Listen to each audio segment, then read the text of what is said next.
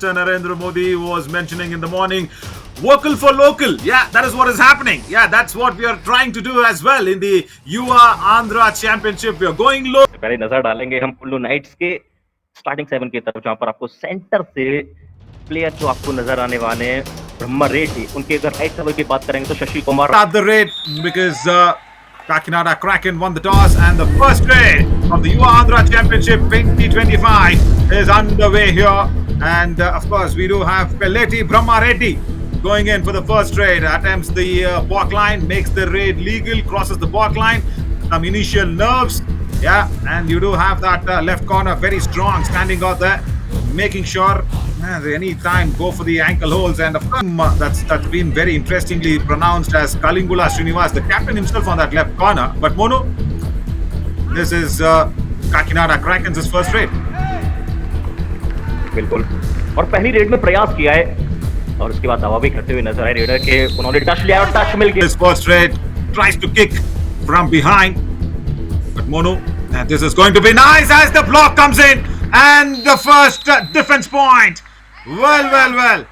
The attempt on the bonus and the right cover.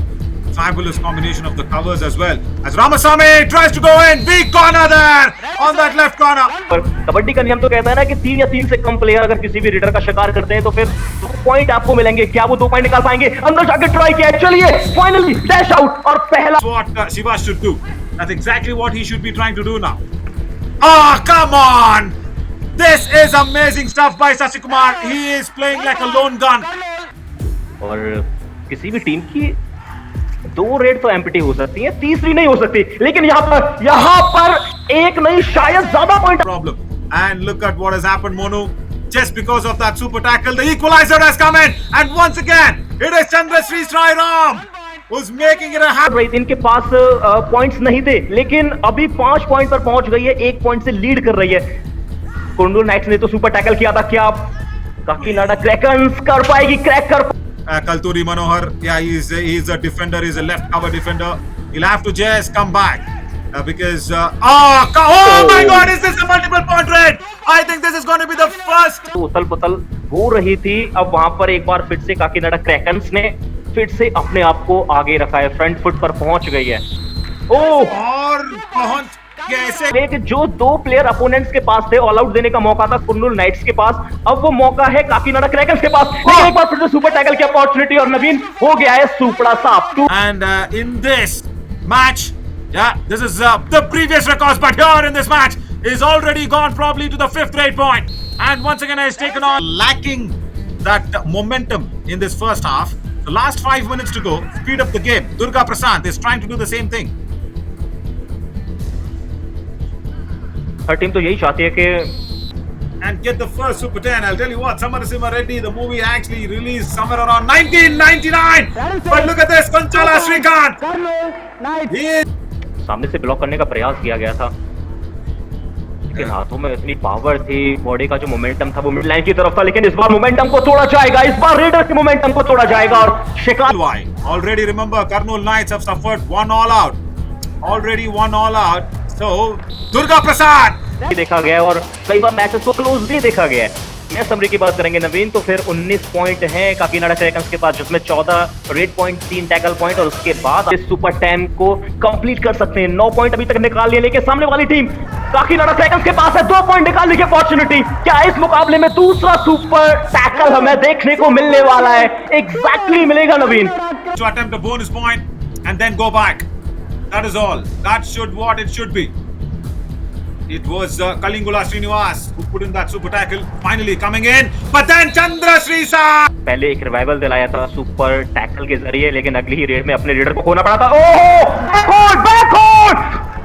Back to back, ये दूसरा super tackle out. डाल सकते हैं. बड़ी जबरदस्त तरीके से निकाले थे पिछले दोनों सुपर टैकल श्रीकांत के लिए. And I think Srikanth will be playing the ego game.